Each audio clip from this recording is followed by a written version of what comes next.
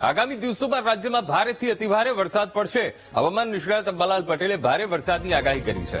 અંબાલાલ પટેલ મુજબ 27 જુલાઈથી ભારે વરસાદ પડવાની શરૂઆત થશે. 27-28 જુલાઈએ રાજ્યના મોટાભાગના જિલ્લાઓમાં ભારે વરસાદ પડશે. તો 2 ઓગસ્ટ સુધી ભારેથી અતિભારે વરસાદની અંબાલાલ પટેલે આગાહી કરી છે.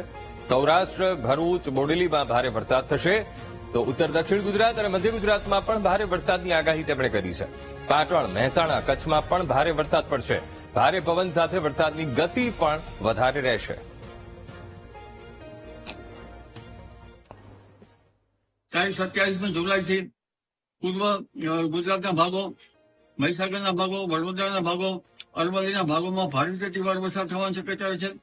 ધીરે ધીરે આ સિસ્ટમ આગળ વધશે અને તારીખ 27-28માં તો ઘણા ભાગો જળ ચળબોળ બની જશે.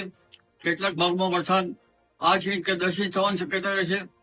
સૌરાષ્ટ્રના ભિન્ન ભાગોમાં પણ વરસાદ થવાની શક્યતા છે. કેટલાક ભાગોમાં ભારે વરસાદ થવાની શક્યતા રહેશે.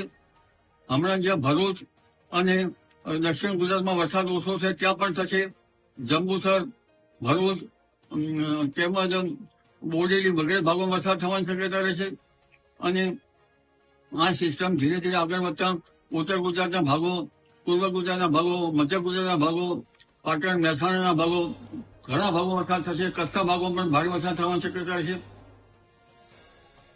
ગીર ગઢડા તાલુકામાં આવેલા મચુંદરી ડેમમાં પુષ્કળ પાણીની આવક અને ઉપરવાસ તેમજ જિલ્લામાં વરસાદથી ડેમ 90% પાણીથી ભરાયો છે. ડેમના નીચાણવાળા વિસ્તારમાં આવેલા 16 ગામોમાં એલર્ટ આપી દેવામાં આવ્યું છે. ઉના અને ગીર ગઢડા તાલુકાની જીવાદોરી મચુંદરી ડેમ ભરાતા ખેડૂતો અને લોકો ખુશખુશાલ થઈ ગયા.